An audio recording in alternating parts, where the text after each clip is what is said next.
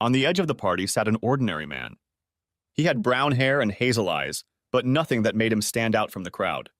He was dressed in a three-piece suit and just sat quietly on the edge of the event, scanning his tablet. The party was a joint dinner dance at the wedding rehearsal, and one couple was Gary Harris and Belinda Cummings. Gary was about 6 feet 1 inch tall, 200 pounds, had wavy blonde hair, blue eyes, and a smile. Belinda was somewhere in the neighborhood of 5 feet 8 inches tall, short, curly brown hair. She had deep gray eyes and a prominent figure. Her cup size was at least 36C, but could approach 38C. The other couple was Jason Witten and Melissa Foster. Jason was under 6 feet tall. He always joked that his life ambition was to be 6 feet tall. His dark brown hair was a little long and gave him a gruff look. His eyes seemed to change color from dark brown to black depending on the lighting.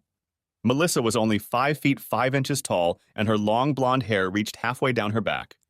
Although her breasts were smaller than Belinda's, her body proportions were perfect.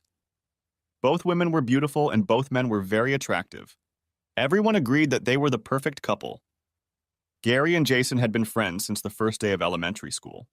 In contrast, Belinda and Melissa had only been friends since their junior year of college. Although their friendship was relatively short-lived, both girls were very fond of each other. Gary strutted around the room, chatting with the guests. Most of them he knew, but some were guests or relatives he didn't know, so he tried to introduce himself to as many of the guests as he could before the food arrived. Finally, Gary noticed a man sitting alone with a clipboard and headed over to him. Taking a seat in the chair next to the man, Jason extended his hand to him with a smile. "Hi, I'm Gary Harris, one of the groomsmen." The man took Gary's hand and shook it. "I'm Preston Fulton, but everyone calls me Press." "Which bride or other groom are you here for?" asked Gary with a wider smile. "Actually, I'm here for you and for Jason," the man said, and then continued.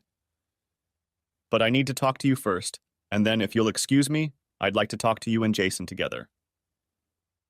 Gary found the man's request odd, and he wanted to know more before agreeing to anything. "I'm afraid you have an advantage over me," Gary said, feeling more than a little awkward. "What exactly do you need to talk to me about? For that matter, what do you need to talk to Jason and me about?" From his pocket, Press pulled an envelope. "I think this letter will explain most of my intentions. If, after reading it, you don't want to hear any more, then I'll talk to Jason alone." Gary opened the envelope and began to read. First of all, he was stunned by the fact that the letter had come from his father. But it was the contents of the envelope that shook Gary to the core. "Dear son, it pains me deeply that I have to send Mr. Fulton to deliver this message. To be blunt, Belinda cheated on you, and Mr. Fulton has proof. After you see the evidence, I ask you to take Mr. Fulton's advice. I have engaged the firm he works for because they offer much more than just proof of your future wife's infidelity. Please listen carefully to Mr. Fulton and take his word for it. My mom and I love you, and I am truly sorry you were betrayed in such an insulting way. If you need someone to talk to after this sad affair is over, I will always be there for you. Love. Dad." Gary reread the letter several times because he couldn't believe its contents. He loved Belinda with all his heart. She was everything he had ever dreamed of. She was beautiful, intelligent, witty, and loving. How could she cheat on him? His father had to be wrong. The letter may have been a forgery, but the signature was accurate. Gary just couldn't understand what his future wife was being accused of. "I don't believe what my father says," Gary said with growing anger. "If it were true, he would have told me so himself." "Let me introduce myself," Press said, pulling a business card out of his wallet. Gary picked it up and read it. In the center it said, "Me, Inc." At the bottom right it said, "Preston Fulton, Field Representative." The map didn't make sense, and Gary didn't try to hide his confusion or suspicion. "What the hell is this, Inc.?" Gary asked. "It stands for male equality," Mr. Fulton said simply. "What the hell is this?" Gary was now completely enraged. Over the past few decades, the women's liberation movement has had tremendous success in disenfranchising men. Our organization is dedicated to restoring equality between the sexes. In its present form, the National Organization for Women has done undeniable harm to young men and especially boys. "What? I've never heard anything like that," Gary objected. Besides, what does that have to do with Belinda cheating on me? As for your fiancé cheating on you, nothing but she feels entitled to do so because of the garbage spewed by the Now organization, Press said calmly. But our organization was founded to fight back against the unjust laws that are now in place and to protect young men and boys from the hatred directed at them by these women's organizations. Press paused for a moment to study Gary. Making sure that the young man was still watching him and not completely immersed in thoughts of his fiancée, Press continued. For example, most elementary school teachers are women, and study after study shows that these women consistently give boys lower grades than girls. A boy may not hear one good word about being a man his entire school life. Literally, we are producing generation after generation of wimps. When young men graduate from college, more and more of them are choosing to live at home with their parents. Fewer and fewer men are going to college. And of those who do enroll, even fewer go into academia. Me, Inc. is committed to reversing this trend. At that moment, Gary was close to melting. 10 minutes ago, he had been the happiest man in the world. Now he was on the verge of a nuclear explosion. He had to find out if it was true about Belinda. Okay, all that may be true, but where's the proof of Belinda's adultery? Gary, Press placed his hand on the young man's arm. Before I show you the evidence, I want you to remember your father's advice. Please listen carefully to what I'm about to offer and follow my instructions. After I show you the videotapes, you will want to meet your fiancé immediately. Naturally, you will want to punish everyone involved. However, by doing so, you'll deny yourself the opportunity for maximum revenge. And I want to emphasize that this is not just about revenge for revenge's sake. What I'm about to suggest should send a very strong message of treason. So, can I count on you to remain calm? Gary's heart began to beat much faster, and his hands were sweating. But finally, he nodded. Whether you decide to pounce on your fiancé tonight or not, I still want to talk to you and Jason. And while this conversation won't help you deal with the situation, it will help protect you both in the future. Gary nodded again. Satisfied, Mr. Fulton clicked the launch triangle on the screen and handed the tablet to Gary. A few seconds later, Gary saw Belinda making nice to some strange guy. There was no time or date on the video, so Gary brushed it off. He had slept with many women before his engagement to Belinda. He wouldn't blame her for her sexual activity before they were exclusive. Then another video started, and it angered Gary. It showed Belinda being entertained by an ex-boyfriend, and the date was stamped 2 days after they decided to only date each other. He brought it up because they decided to be exclusive for New Year's Eve. The video was dated January 3rd. However, Gary decided that if it was an isolated case of a relationship ending, he would ignore it. But the next 3 videos left no doubt that Belinda was a slut. They were made during the 6 months he and Belinda were engaged. Not only was Belinda being entertained by half a dozen different men in the videos, but some of them were his friends. The last video almost made Gary lose his temper and go on a rampage at the rehearsal party. It was a picture of Belinda and Gary's best man, Spencer Tolliver, having sex in Gary's apartment. And the audio recording was what almost made Gary erupt. I suppose these little get-togethers will end after your wedding, said Gary's best man. No way, Belinda giggled. I love Gary to bits, but I like you too. I'll find a way for us to get together. I feel kind of bad about having fun with old Gary, Spencer laughed, but I'd be crazy to give it all up.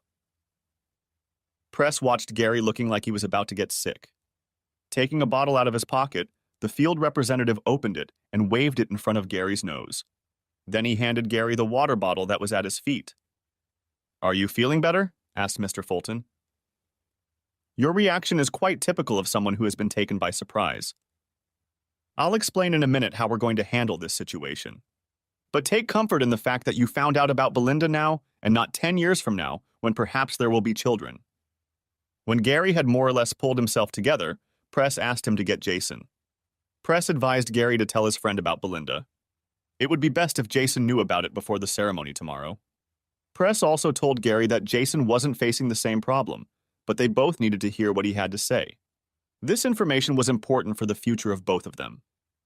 It took several minutes before Gary separated his friend from the groom. Finally, Gary insisted, saying that Jason needed to meet someone. On the way out, Gary whispered in Jason's ear. Jason stopped abruptly and said, No way. But Gary assured him that it was true. The encounter was a little awkward, and at first Jason didn't want to stay. He only agreed when Gary explained in more detail what he had just learned about Belinda. At first, Jason, like Gary, didn't believe it. But instead of showing Jason the video, Mr. Fulton showed him 3 photographs that left no doubt about Belinda's betrayal. When both men were seated, Press set up a clipboard to record their conversation. He then went into detail about the organization he worked for. Later, Press would review his presentation to see if he had missed anything. Then, of course, he would send a copy to headquarters for review. Every such interview was criticized. Me, Inc. was constantly looking for better ways to grow its organization, protect its members, and disseminate information. Press told Gary again that he was sorry that his fiancée had made such a mess. He handed him a packet that had a detailed list of what he had to do at the ceremony. Press then handed each of the young men a book that described the mission of ME, Inc. and listed some of the problems the organization was facing and how they hoped to solve them. There was a list of recommendations that every married man should follow. The book was meant to reinforce the advice that Mr. Fulton gave to the young men. He also explained that their fathers had paid for lifetime memberships for their sons. Mr. Fulton stayed a few more minutes to make sure Gary didn't snap at his fiancée. He nodded approvingly when Gary told Belinda that he had stomach problems and was going to his parents' house. Staying at his parents' house had already been arranged. It was due to an old superstition that the groom was not to see his bride until after the wedding. Mr. Fulton also approved when Gary simply pecked Belinda on the cheek and left. If the bride suspected anything, she didn't show it in any way. She danced and drank for the rest of the evening. Some of the dancing caused confusion, but people tolerated Belinda because it was the night before her wedding. Taking his coat from the check room, Press headed for the exit. He had another appointment tonight. Besides, he had to be at the church tomorrow to oversee Gary's wedding. And the next day he had a meeting. Then, thankfully, he would be able to go home to his family. With his scarf wrapped around his neck and his winter coat on, Press stepped out into the cold Ohio night. The temperature hovered around 20 degrees, but the blowing wind made it seem much colder. Snowflakes were flying, and the overcast sky seemed to promise a blizzard. Press would be very thankful to be back in sunny South Florida soon. Press took Interstate 20 and headed into East Cleveland. Traffic was light at this time of day, so finding the main campus of the Cleveland Clinic was easy. And finding the right building was easy, as Cleveland Clinic is a huge facility that covers many square blocks. Fortunately, the parking lot was almost empty, so finding a parking spot, which was a whole lot of trouble during the day, was no problem. Upon entering the building, Press checked in at the main counter. His superiors had supplied him with the necessary paperwork to gain access without hassle. After taking a few wrong turns, he found the cafeteria and went in search of his next assignment. Thankfully, all of the hard work he had already completed. Most of the details were done in the office, but a few items still needed to be done on site. Pulling the photograph from his pocket, Press looked around the cafeteria. He spotted Ben Sharpen against the far wall, sitting alone at a table. Ben was 49 years old, but he looked at least 10 years older. He was about 5'10" tall, but weighed almost 240 pounds. His hair was a mixture of gray and blonde, but a predominant shade of gray. He looked like a battered man. His shoulders slumped and his skin was pale.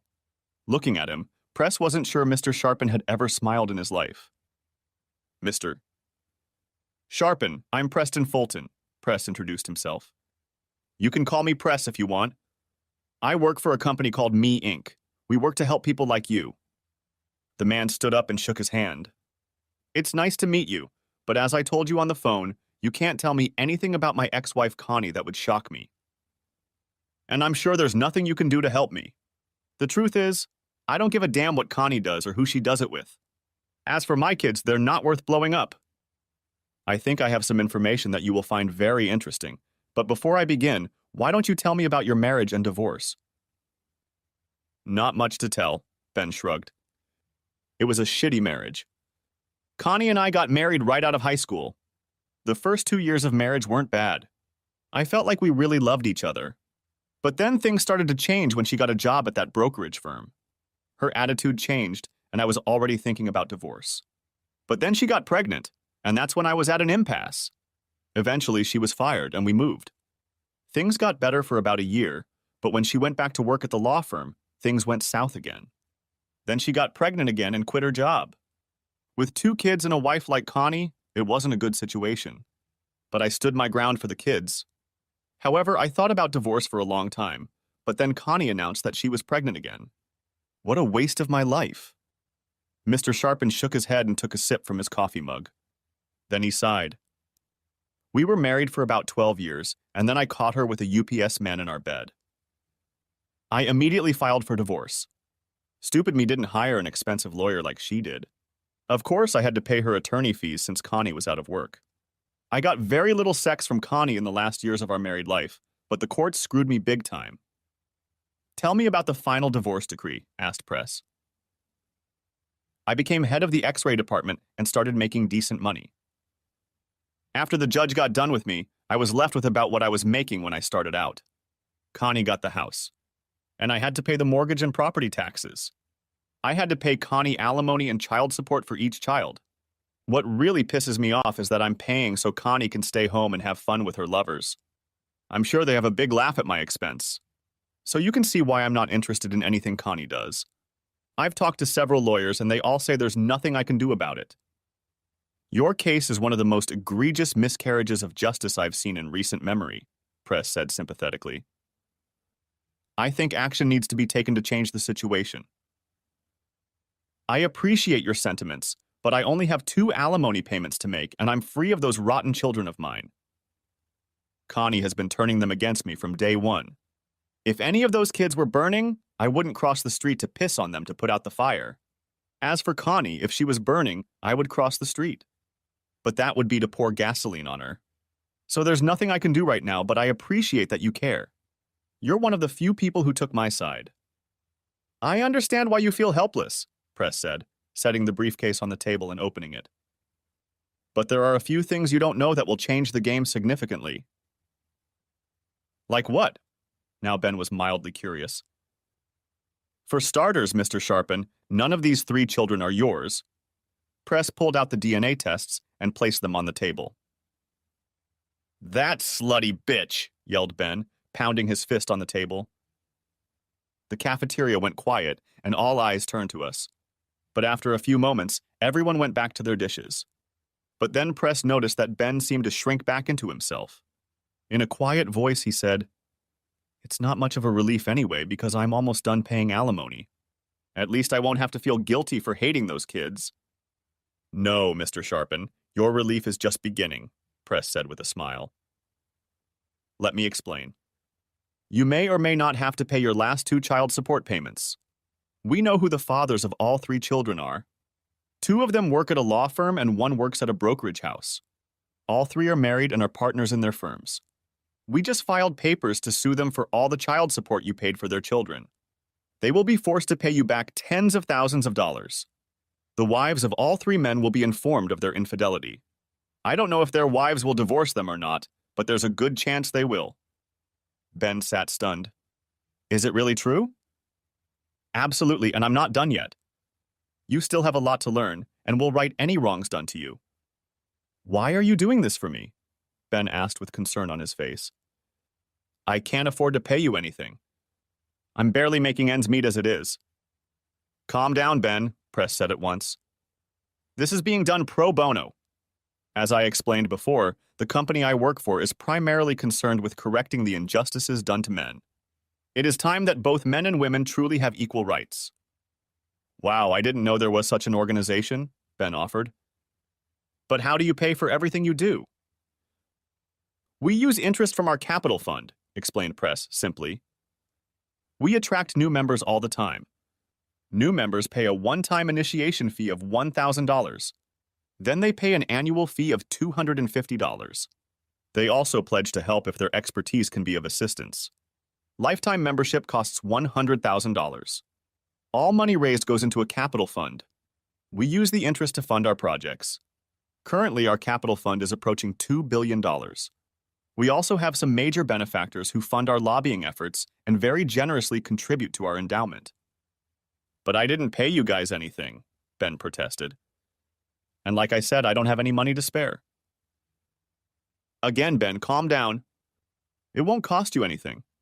About 20 or 30 times a year, we take on cases pro bono. Your case is one of those. Me, Inc. takes care of all expenses. I don't know how to thank you, Ben said gratefully.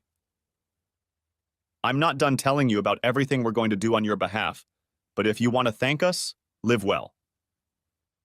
Ben only nodded, then smiled for the first time that evening. Now let me continue, Press began again. Your ex-wife has not been honest with the court. She has a source of income. However, it is an illegal source. She sells drugs. Moreover, she was selling them while you were still married. She hid the money abroad, but we found out where and cleaned out her accounts. Tomorrow she'll find out all her money's gone. But that will be just the first bad news for her. We've arranged for the police to search your old house. Connie has recently decided to step up her game and has enough drugs on her person to be considered a major supplier. Not only that, we believe there is enough evidence to link the teenager's death to the drugs Connie sold him. We expect her to be sentenced to a minimum of 15 years. All 3 of her children will also be charged. All of them will also receive significant prison sentences. Oh yes, 4 of her past lovers will go down at the same time. Connie will be an old woman if she ever gets out of prison. Ben's eyes widened considerably as he tried to digest what he had heard. Now let me tell you the most important thing of all. That brokerage house and that law firm that employed the people who got your wife pregnant are being sued for allowing their partners to take advantage of you and your wife. We expect them to quietly pay you a 7-figure settlement each. When that money arrives, you will be able, if you wish, to purchase a lifetime membership in ME Inc. However, since you are in a pro bono business, you are not required to do so. A smirk went from one of Ben's ears to the other. I don't know if any of this is true, but just thinking about it makes my spirits rise. And certainly, if the money comes in as you say, I'll be sure to buy a lifetime membership. Ben had a few papers to sign, and then Press headed back to his room. He wanted to get a good night's sleep before the wedding tomorrow. The next day, the blizzard of the day before had subsided and the sun was shining brightly. Press was sure that the bride would be pleased. The temperature was still around 20 degrees. There was no wind, however, so the cold was quite bearable. The wedding was scheduled for 1:30 in the afternoon, so Press took his time, spending an hour looking through the paper. When he finished, Press rolled the paper into a ball and threw it on the floor. During his training, he'd been taught to detect media bias. There were at least 5 articles in this morning's paper supporting a woman's point of view or condemning a crime a man had allegedly committed against a woman. What annoyed the press was not that the man was likely guilty of what the article said, but that the article was put on the front page and gave the crime much more weight. This was typical of most newspapers, and the same bias was common to magazines, movies, television news, and TV shows. By 1:45, Press was sitting in the back row of the church on the groom's side. Once seated, he looked around for the videographer. Not finding one, Press stood up and started looking. If the person who was supposed to videotape the service wasn't there, Press would have to use his handheld camera. He didn't really want to do that because the quality of the footage wouldn't be very good. Finally, when Press went up to the balcony, he found the videographer sitting by the railing. When he went downstairs, Press saw that he had chosen a perfect place to shoot. Finding nothing else to do, he returned to his seat. At exactly 1:30, the organist, who was playing random pieces, suddenly stopped and began the wedding march. Gary, his best man, and the groom's friends had already gathered on one side of the altar.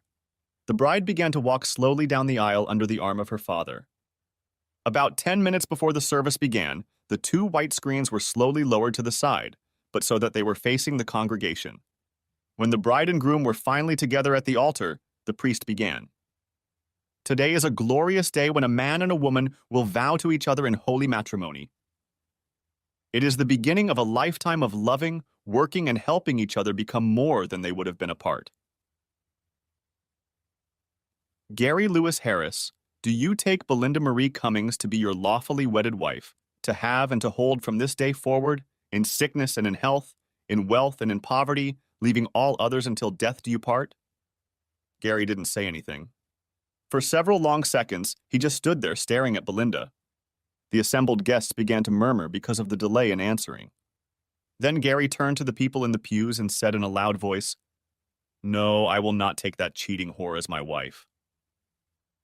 Gary pressed a button on the remote, and immediately footage of Belinda being entertained appeared on the screens. Pandemonium broke out as Belinda and her mother screamed. Some people got up and left the church as quickly as possible. Press watched the expression on Spencer's face, which had turned 6 shades paler. At that moment, Gary moved toward Spencer. Gary, me, the best man whispered. He didn't get a chance to say anything because Gary hit him with his right. The blow struck Spencer on the bridge of his nose, and everyone in the church heard the bone break. Spencer flew backward, and blood rushed from everywhere. Some of it got on Gary, but the priest was hurt too, as was the front of Belinda's wedding dress. At that moment, Belinda collapsed to the floor and broke into hysterical sobs, while her mother tried to comfort her.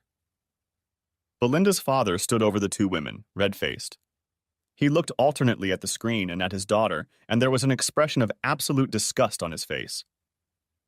Finally, he growled, "Belinda, don't come back to our house!"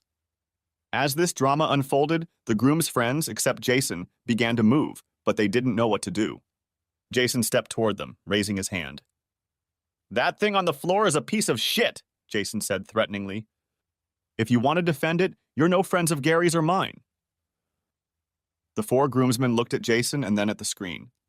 They all shook their heads, and one of them said, "I want nothing to do with that asshole. What a piece of shit." Jason walked over to the fallen Spencer and helped him up. "Listen, Spencer," Jason said in a loud voice with disgust. "You know you're a piece of shit, and everyone here now knows you're a piece of shit. We've been friends all our lives, and this is what you did? Not only were you supposed to be Gary's best friend, you're also an ADA. How do you think your boss is going to react when he gets that copy on his desk on Monday? And I think the copy that gets sent to the Bar Association is going to get you in a lot of trouble. So why don't you do everybody a favor and get the hell out of here? Oh, and lose our phone numbers." Spencer crabbed his way away from Jason and disappeared through a door at the back of the church. Meanwhile, Gary took out the package Mr. Fulton had given him the night before and hid it behind the column to the right of the altar. From it, he took out pictures of Belinda with various men and began handing them out. The groomsmen were the first to get the pictures, then Gary settled on Belinda and her mother. "Here are some pictures to help you remember this special day," Gary said, dropping a dozen into Belinda's lap. She raised a pained look at him. "I'm so sorry, Gary." "I really love you." Gary just shook his head and grinned. "Let me see if I'm understanding this correctly. You're expressing your love for me by having fun with Spencer. You really are a slut, Belinda. You desperately need help. But luckily, that's not my problem. Good luck with the rest of your miserable life." "Please, Gary, give me another chance," she shouted after him. Over his shoulder, he replied, "No way." Gary walked down the aisle, tossing the pictures onto the pews. Then his father caught up with him and put his hand on his son's shoulder. "Come on, Gary, I think we should all go. The reception is already paid for. I think we should at least get something to eat for our trouble." Looking at his father's sad smile, Gary replied, "Give me a second, Dad. There is one other person I want to be sure to show these pictures to." Gary headed toward the solidly built older man with gray hair who was Belinda's boss. He was the owner of a well-known financial planning firm. It was where Belinda had worked for the past 2 years. "Mr. Turner, I'm Gary Harris," Gary addressed Belinda's boss. "You probably don't remember me, but you and I met at your company's Christmas party." "Yes, Gary, I remember you," Mr. Turner said, rising and taking his wife's hand to help her up. "I'm terribly sorry about the way things turned out." "I'd like to give you these pictures." Gary held out half a dozen snapshots. "There's no need for that, Gary. I've seen enough." "Oh, these pictures aren't for you, Mr. Turner," Gary said, holding them out to Mrs. Turner. "These pictures are for Mrs. Turner. They are pictures of you and Belinda. You spread her out on your desk and made a good deal of fun of her. I hope you enjoy these pictures, Mrs. Turner, as much as your husband and Belinda enjoyed this moment." Gary then turned to his father. "I'm ready to go now, Dad." Press smiled as he recorded this exchange. After consulting with the videographer and making sure he knew where to send a copy of the recording, Press headed back to his room. He needed to write up his report and review the videotape he had made of his conversation with Gary and Jason. The report was pretty straightforward. Press went over it twice to make sure he had included everything and hadn't messed anything up. Press then pulled out his clipboard and reviewed the conversation with Gary and Jason. He kept a checklist next to him to mark off each item as it was explained. The first thing he talked about was the mission of Me Inc. It was very simple, to ensure that all men are treated equally under the law and to help Me Inc. members who are being cheated on by women or men. Those present watched and listened as he explained that current divorce laws treat men worse than second-class citizens. Even if husband and wife are equally good parents, the courts almost always award primary custody to the woman. Not only that, if the woman did not work, she is almost always awarded alimony. There was no opposition to alimony per se by ME Inc. What they did oppose was unlimited alimony, which thankfully has not been allowed in many states. At some point, a woman should be forced to get a job. And the sooner the better. Also, Maine Inc. recommended that instead of placing children with only one parent and allowing limited access to the non-custodial parent, a different arrangement be worked out. This new custody plan, if implemented, provided that the parents would change residences every 2 weeks. The children would not have to move, and both parents would get significantly more time with the children. The next part, according to Press, was especially important for men who are not married but are in a relationship with a woman. He explained to them as emphatically as possible that they should always use some form of contraception. He warned them never to believe women who said they were on the pill or unable to conceive. Press spent quite a bit of time on this issue because if a man isn't careful, the woman he has sex with could get pregnant. And since the feminist movement planted the belief that a woman had complete control over whether or not she would have a child, this gave her complete reproductive control to the detriment of men. Although Me Inc. did not object to women deciding for themselves whether or not to have an abortion, they did object to women refusing to accept economic responsibility if they chose to keep the child, despite the objections of the man. The woman had the right to decide to terminate the pregnancy, but the man had no say if she decided to keep the child. The courts regularly forced the man to pay child support. Me Inc. believed this was a travesty of justice. The telephone in the room startled and worried Press. He rarely got a call when he was in the field. Press always called his wife every night, and if she called, it meant it was something urgent. Once in a while, the office called. Pressing pause on his tablet, Press picked up the phone. "Hey, Turner, something's happened," said Press boss James Baker.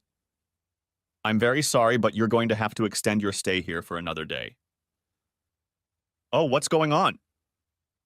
"We have another project scheduled for the next day in Akron, and the designated representative on site has the flu."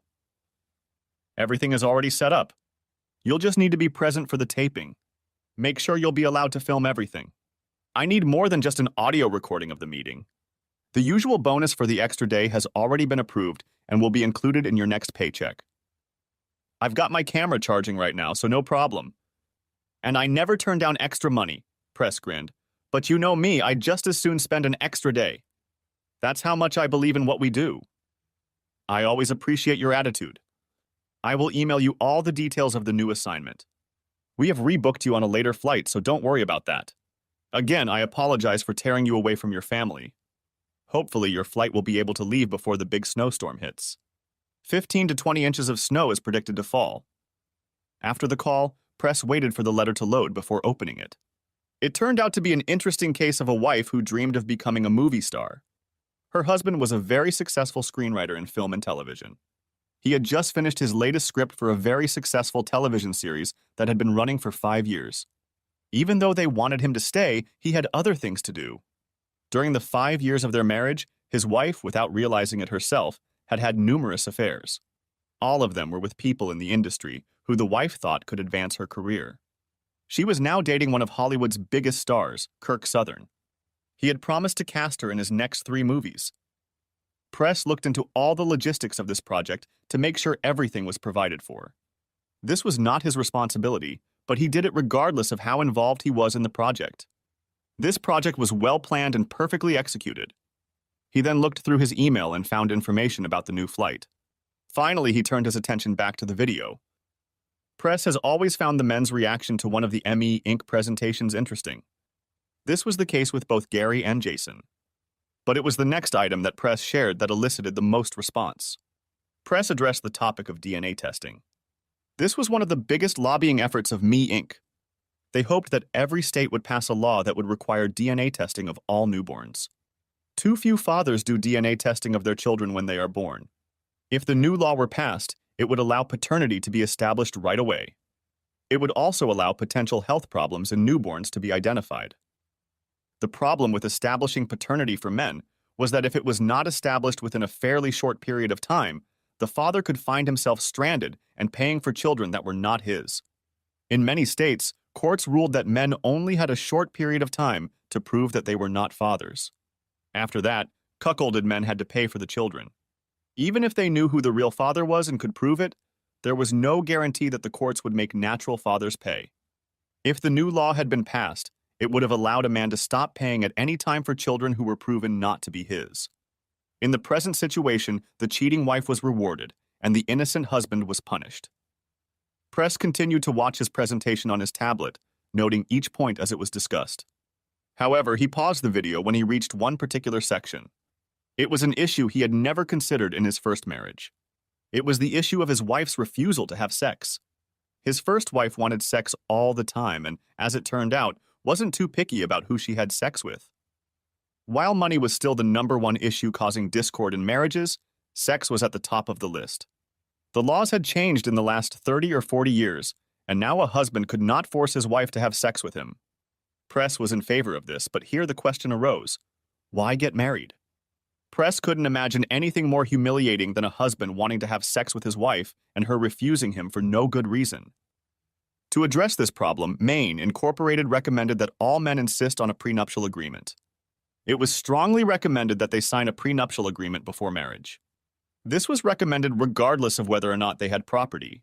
Of course, this agreement prescribed the division of property in case of divorce, but it went much further. It also contained a clause that penalized one spouse if it was proven that he or she had cheated. Instead of a 50-50 split, it would be split 70-30, with the lion's share going to the spouse who did not cheat. It was also recommended that the agreement include a clause that at least one day a week be set aside for sex. This way, the husband did not have to worry about being rejected. It also stipulated that if either party refused to honor the terms, it was grounds for an 80-20 divorce with property division. Of course, the spouse who refused to have sex would only get 20% of the property. Despite some doubts about the philosophy of ME Inc., the press supported the organization 100%. He himself participated in pro bono assistance when his cheating first wife tried to out him. Press knew that without their help, he would have had to live an even worse life than he had with Ben. The next day, Press was up early because he had an appointment at breakfast with a rare assignment. Today, he was to meet with Janet Arnold. Yes, he was to meet with a woman. It didn't happen often, but when the situation did, Maine Inc. was fully prepared for action. Press saw a woman sitting in one of the back booths. Her 2 children were sitting on the inside of the bench next to their mother.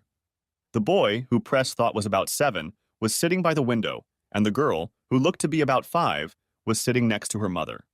Both had sand-colored hair and were coloring crayons on their placemats. They were both wearing a variety of clothes that protected them from the cold. They looked content for the moment, but glanced at their mother from time to time to make sure she was still around. Janet had dirty blonde hair that she was trying to put in a semblance of order.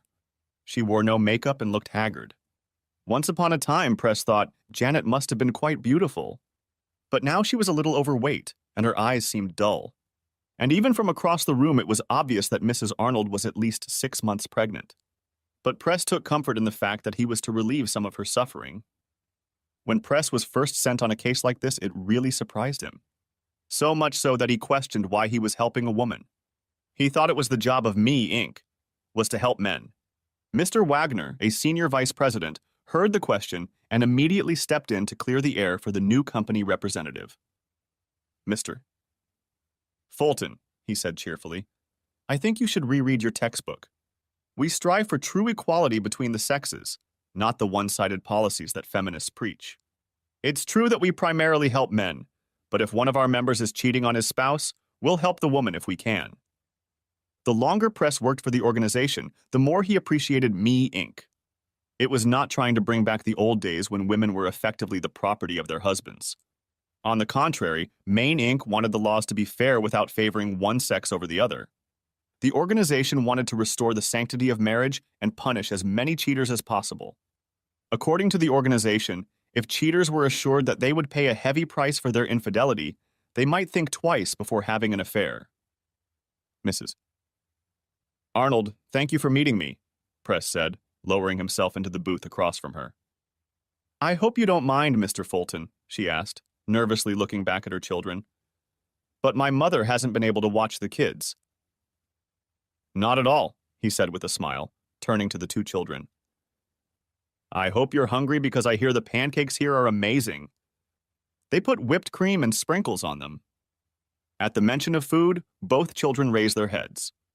Press felt a slight pain in his heart. He could see that they were hungry.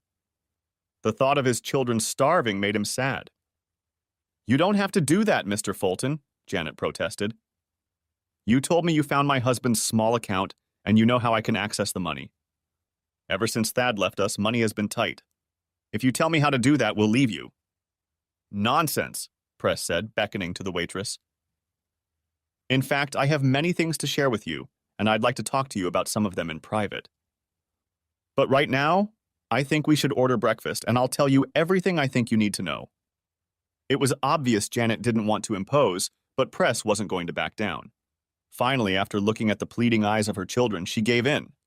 With Janet's approval, Press ordered pancakes with whipped cream and sprinkles for the kids. He also ordered bacon, hash browns, and a glass of chocolate milk for each child. Janet ordered scrambled eggs, toast and coffee, and Press ordered a Western omelet and coffee. After coffee and chocolate milk were served, Janet introduced her two children. The boy was named Michael and his sister was named Terry, which was Teresa's nickname. They were actually 7 and 5 years old. In very simple terms, Janet explained that her husband Simon had run off with his secretary Tammy. He left behind a bunch of bills, kids, and no money. Simon had disappeared, and Janet had no idea where he was. When the food had been delivered and the children were concentrating on devouring their pancakes, Press began. I assume you knew your husband had been married before? Janet nodded. He told me she was a witch and tried to give him the purge. Exactly, Press said, pulling a folder out of his briefcase. They were only married for 2 years, but his first wife, Mary, found out all his passwords and stole all his money. Then she even planted drugs in his car and house. Your husband was facing years in prison until we intervened. I don't understand, Janet said, setting her fork aside. Who do you represent and how did you help Simon? I guess the easiest thing to say is that we're like an insurance company and your husband bought a policy to protect himself from being cheated. And Mary didn't turn out to be as smart as she thought she was. For one thing, she left her fingerprints on one bag of drugs. We also arrested her supplier and he turned her in. Then we found out where Simon's money had been transferred to and recovered it.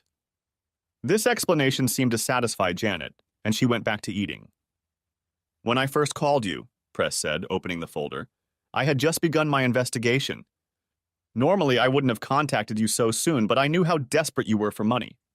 In any case, since we last spoke, I've managed to uncover a lot more of your husband's assets. He's really doing quite well for himself. Did you know that? Janet shook her head. Thad took care of the money. I took care of the kids and the house. So far, I have determined that he absconded with about $2 million worth of liquid assets, Press explained. In addition, he has partnership interests in 3 businesses where he is a silent partner. He receives about $100,000 a year in income from these 3 businesses. Mrs. Arnold, there is every reason to believe that you are entitled to your husband's 1/2 interest in these partnerships. Janet sat in her seat with her mouth open. After thinking for a moment, she leaned forward and said with deep sadness in her eyes, That may be true, but I don't have the money to fight my husband. I can't even afford a divorce lawyer, so there's nothing I could do. Mrs. Arnold, I don't want you to worry about this anymore, Press said, patting her hand. We've arranged for an excellent attorney to handle your case. He'll be contacting you later today. As for paying for his services, we already have a court order that your husband will be responsible for his bills. In addition, we have located your husband. He went to Costa Rica with his girlfriend, but he has been served with divorce papers and is in custody pending extradition. All of his assets are now frozen, except for the modest amounts that the court has ordered to be paid to you and Tad for living expenses. Tears streamed down Mrs. Arnold's face, and she began to tremble petulantly. This isn't a cruel joke, is it? I assure you that everything I have told you is true, and I have put all the documents to back up my words in this envelope, which you can take with you and read later. Before you leave, I will give you access to the first account. You can transfer the money or just withdraw it. But right now, I'd like to talk to you in private. Do you mind if we sit at the empty table over there? You can watch your children, but they won't hear what I say next. Janet gave Press a strange look, but after telling the children to behave, she moved to a nearby table. They were still fully engrossed in their pancakes and chocolate milk. As soon as Janet was seated, Press began discussing the sensitive part. Your husband, as it turns out, is not a very nice man. But I suppose you've already guessed that. I don't know when he turned into the scoundrel he is now, but he made a very bad mistake. There is a clause in our insurance policies that spells out the penalties if he breaks any of the rules. Not cheating on his wife is the very first rule. A look of confusion appeared on Janet's face. Fines? What kind of fines? I don't understand. Well, most of the wealth your husband will have left after you get your fair share will go to pay his fines to me, Inc. He won't go bankrupt, but his standard of living will drop significantly after he gets out of prison. Prison! Janet said louder than she wanted to. What's he going to jail for? He will be convicted of tax evasion and currency violations. I can't tell you how much time he'll get, but I'm sure he'll spend at least 6 months in jail. And I'm sure you don't care about his secretary, Tammy. But for your information, she's stuck in Costa Rica with no money. All the research I've done convinces me that she's nothing more than a gold digger. It's going to be very difficult for her to get back to the United States, since Thad put their passports in a safe deposit box, and Tammy doesn't have access to them. A smile lit up Janet's face, and then she started laughing. After getting Janet to sign some legal documents, Press said, standing up, "Well, I've got to go." But before he put on his winter coat, he pulled an envelope from his pocket. Here's $500. I want you and the kids to buy some proper winter clothes. And then I want you to have a wonderful life. After Press said goodbye to the children, Janet kissed him on the cheek. I really don't know what's going on. But I thank you from the bottom of my heart. Press paid the bill on the way out and headed to Akron. It was there that an additional project was to be realized. The next day, Press went to a conference room in the office of Moreland, Connor, and Stiles. These attorneys represented Beverly Bracken in her divorce proceedings. Gloria Connor was the attorney who handled the filings and negotiations. This firm had a reputation for almost always winning. In divorces, they were particularly cruel to the spouses. But today was not one of those days. In fact, it was the worst loss in the firm's history. Paul Bracken was represented by a rather unassuming middle-aged man, Elliot Chalmers. He looked more like a poor British civil servant than a lawyer. Paul, Elliot, and Press sat on one side of the table, with Paul sitting between the other two men. On the other side sat Mrs. Bracken, Gloria Connor, 4 paralegals, a court stenographer, and a secretary who was just putting her elaborate notary seal. Press studied both Paul and Beverly. Paul was certainly better looking than the average guy with black hair and an attractive personality. He entertained Press and Elliot with stories about working in Hollywood. Beverly was a strikingly beautiful woman. Her blonde hair, blue eyes, and stunning figure caused instant awe. But after your first reaction, you would begin to realize that there was something off about her. Perhaps it was her smile, which never seemed to reach her eyes. She just didn't seem quite sincere. Regardless, Beverly was stunning, and it was obvious why Paul had married her. Before we begin, Press stood up and placed his camera bag on the table. I'd like to set up my camera to record this meeting. That's impossible, Gloria said with a wave of her hand. We don't allow filming in our offices unless it's a court deposition. So I'm sorry you're going to have to put the camera away. Press looked at Elliot, who immediately spoke up. If we can't get this production off the ground, then we're out. And the deal we agreed to is off. We'll have to start from scratch. You can't do that, Beverly said anxiously. At that moment, Kirk Southern poked his head in, nodded to everyone, and looked at Beverly. I just wanted to let you know I'm here.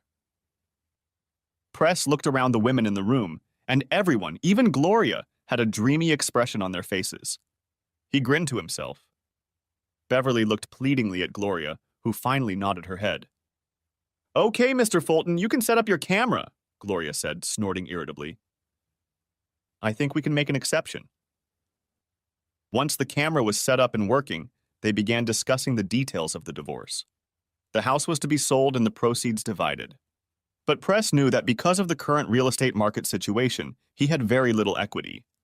The money was also to be split 50-50ths. There wasn't much, however, because Paul was mostly writing, and they were living on royalties from the last television series he created. As for the royalties, Paul agreed to give them to Beverly instead of alimony. Beverly, just so we're clear, Paul interrupted Gloria. You get royalties from the Gobbler Twins television series. Since I'm giving you all rights to it, you waive any claim to my stamp or comic book collection. In addition, you relinquish any rights to any work I have done or will do in the future. I don't need your stupid comic books, Beverly said dismissively. I have everything I want. One of the last items was a child support clause for Sarah Bracken, who was almost a year old. Gloria objected to the wording, which stated that Paul would pay $1,500 a month to support any children he and Beverly had. I'd rather Sarah be named directly, Gloria insisted. Look, Paul said angrily, I don't want anything more to do with that bitch who will soon be my ex-wife.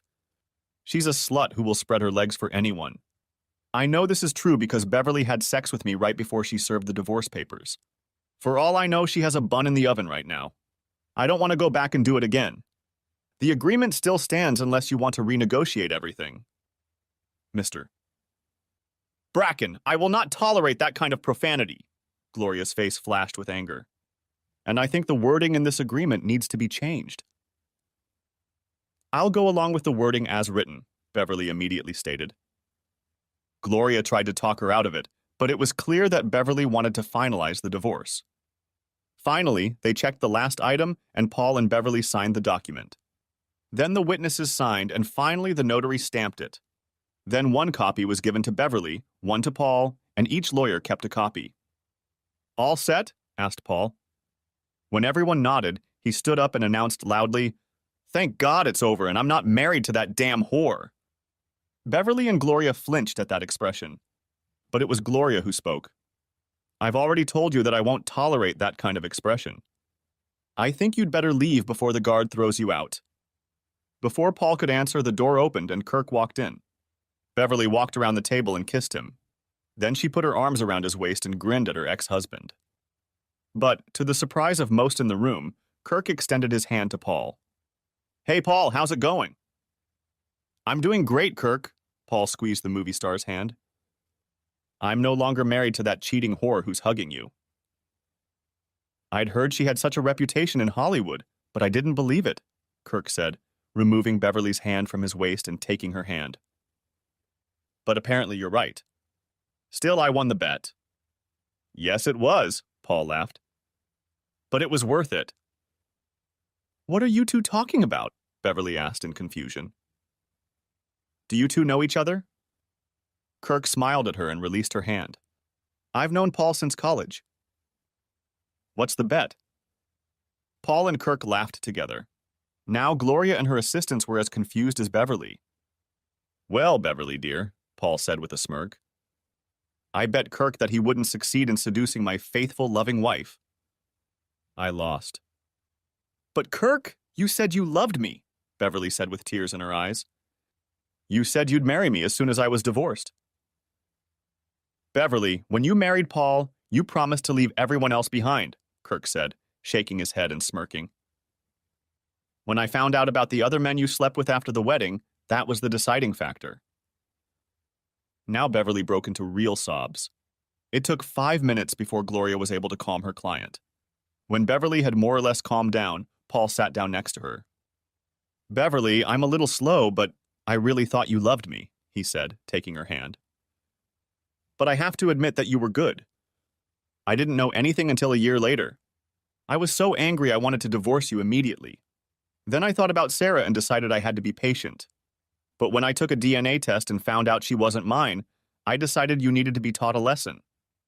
Beverly turned white when Paul mentioned the DNA test. That's why you insisted on that language, Gloria said through clenched teeth. You set us up.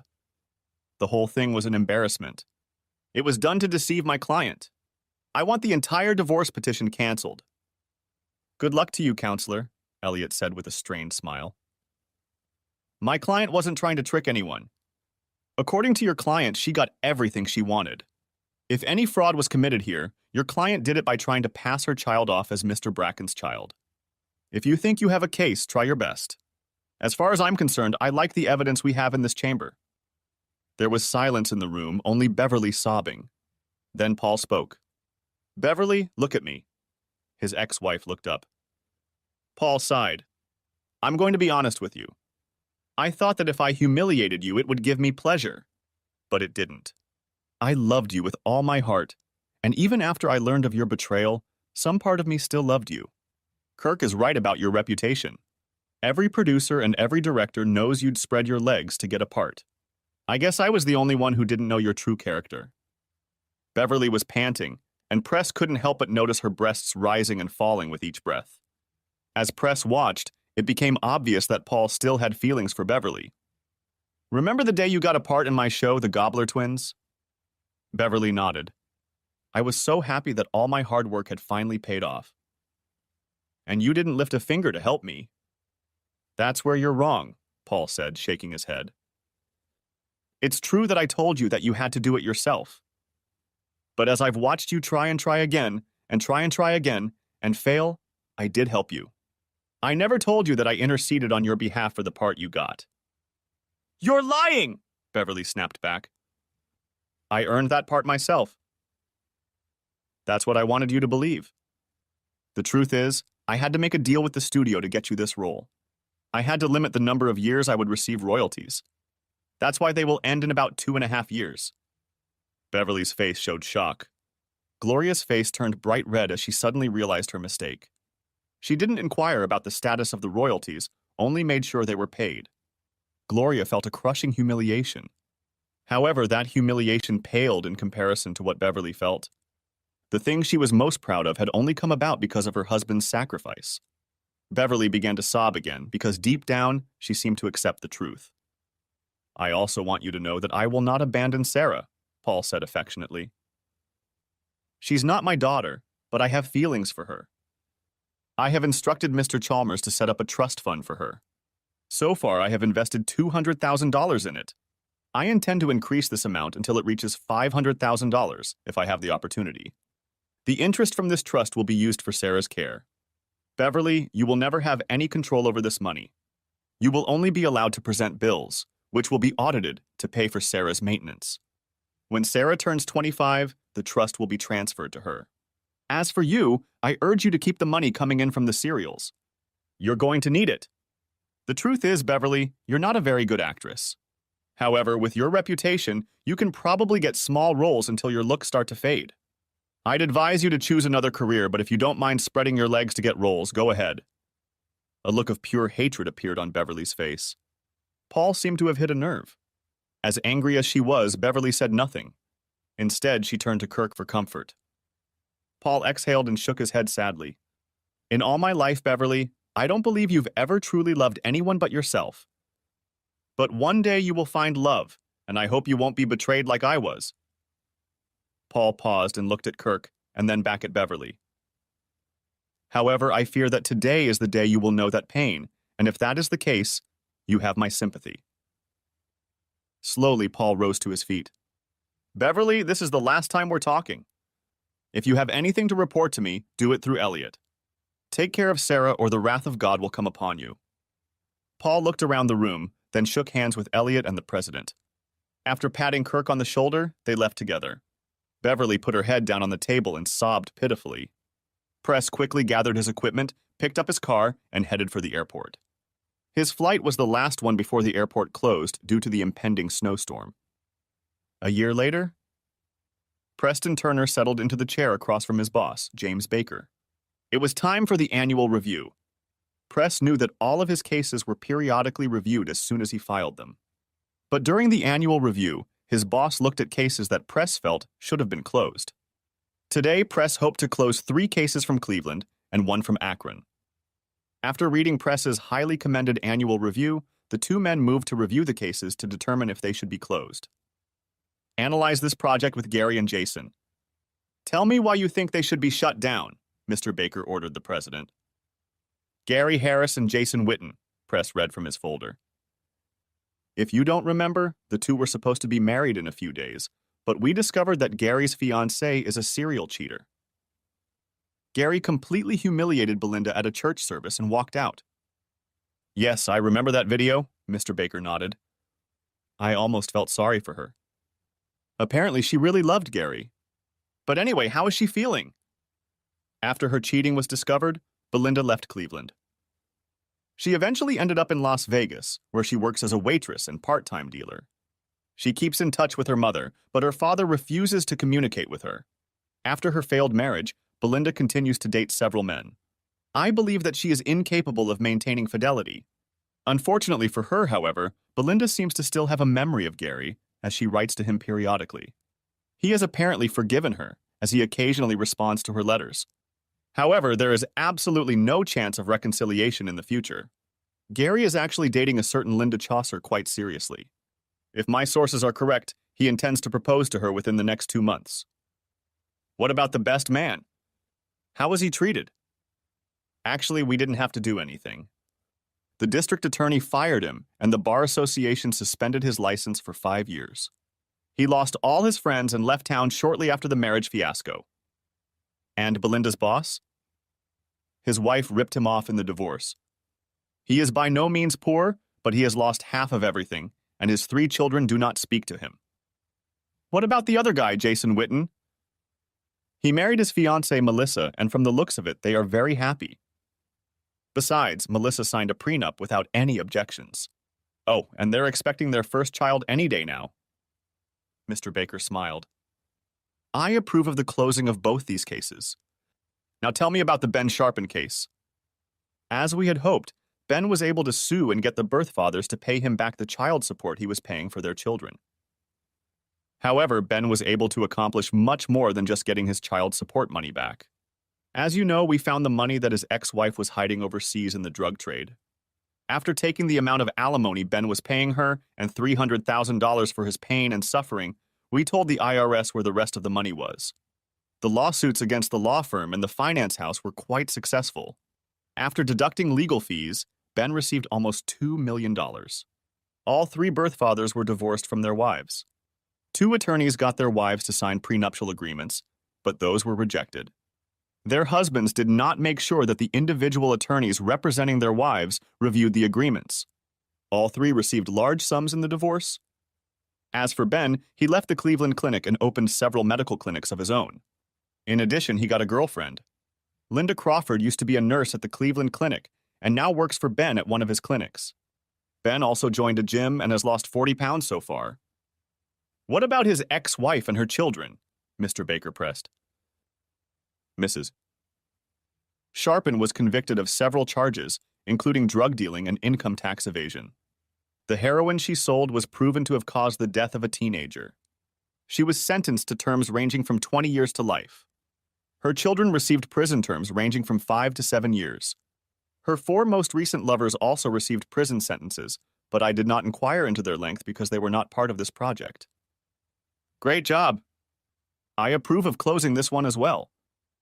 The Janet Arnold case gave me particular pleasure, Press continued, without waiting for a response. I am particularly pleased with the result. Mrs. Arnold and her children were so spoiled by one of our members that I was ashamed. I remember the case, Mr. Baker admitted. It was discussed at length at several executive meetings. Do you think it can be closed now? Yes, sir. The final judgments are in, and Mrs. Arnold has received half of the property we were able to find. At first I thought there was more money somewhere. But from the state of Mr. Arnold's affairs, I'm sure we got everything. And how is good old Mr. Arnold? After Mrs. Arnold got her share, we paid Mr. Arnold's taxes with interest. As you know, we never pay interest to the government because it can take them 3 years or more to determine that they are owed additional taxes. Because of the government's incompetence, we don't believe they are entitled to interest. Nevertheless, when it was over, Mr. Arnold was left with less than $200,000. Since this amount exceeds the maximum amount allowed to be retained for breach of contract, I was prepared to proceed with the case. However, one of his partnership investments went bad, and he lost all but about $30,000. He is now selling used cars. What about the other 2 partnerships? Even receiving half of his share of the income would exceed the maximum allowed. To cover his part of the losses from the failed partnership, he had to sell his interest in the other 2. However, we were able to get Mrs. Arnold's claim satisfied before he sold his shares. She is now receiving the income that is rightfully hers. And here's another thing, Press smiled, pulling out a sheet of paper. There seems to have been a mix-up in the paperwork for the extradition warrant. Mr. Arnold had to spend 3 months in a Costa Rican prison. He went in there a little overweight and came out of there skinny. Apparently, the marshals were pissed because they had never seen a man so happy to be back in a U.S. prison. Just out of idle curiosity, Prece's boss asked, what happened to the woman Mr. Arnold ran off with? Ah, Tammy, Prece smiled. It took her almost 2 months to return to the United States. After a life of poverty in Costa Rica, I dare say she has a new appreciation for America. Anyway, because of her behavior with her previous boss, she had a hard time finding a new job. She eventually landed a position as an administrative assistant. As far as I can tell, she has not returned to her gold digger image. Nevertheless, she will be monitored, and if she returns, and it is with one of our members, we will take action. I want to be cautious, said Mr. Baker, studying the report. Perhaps we'll leave this case open for a while longer to see what Tammy will do, and to see if Mr. Arnold has any more money stashed away. Now for the last case, Mr. Paul Bracken. I know what it was, but I'd like you to familiarize yourself with its results. The divorce was contested, but the court dismissed it. Mr. Bracken is now producing a new television series called Runaway Husbands. He made a deal with the studio that owns the series. Since its release, it has been in the top 10. It's already been renewed for 2 years. And the funny thing about this show is that the role of the narrator, in my opinion, would be perfect for Paul's ex-wife Beverly. I can't help but believe he wrote the show with her in mind. And whether Mr. Southern was able to escape Beverly's clutches, Mr. Baker grinned. Their relationship ended that day. And I believe that Mr. Bracken was right when he said that Beverly would fall in love and perhaps one day be betrayed. From my observations, Beverly did love Kirk and was crushed when he left her. She didn't see him for 6 months after that and only dated him sporadically. Beverly now works as a real estate agent, and as far as we can tell, she's not currently sleeping with anyone. It seems that Beverly spends most of her non-working time with her daughter Sarah. She's turning out to be a much better mother than I would have guessed. Oh yeah, she also performs occasionally at the local community theater. It's not exactly your project, but I figured since you're coming to me, I'd take a look at it. Based on the results, I'm ready to shut it down. Finishing his review, Prece began to rise. If you have nothing else, I'll get back to work. Yes, I have another matter I want to discuss with you. Mr. Baker waved at Prece, and he returned to his chair. What could it be, sir? As you know, we recently crossed the 2 million mark, and our growth is faster than expected. We need more and more representatives in the field, and we are in great need of qualified regional supervisors. I just received authorization this morning, and you are being promoted to one of those supervisory positions. Congratulations! Prece was stunned, but still managed to thank Mr. Baker. You deserve it, President. Your work has been exemplary. You will begin work on Monday. However, I want to warn you that 3 or 4 of the projects your new team is working on are going very badly right now. I'm sure you'll be able to fix them. Good luck. They shook hands and Prece, beaming, walked out of his boss's office. Thanks for watching. I hope you enjoyed it. So subscribe to my channel and watch the next video.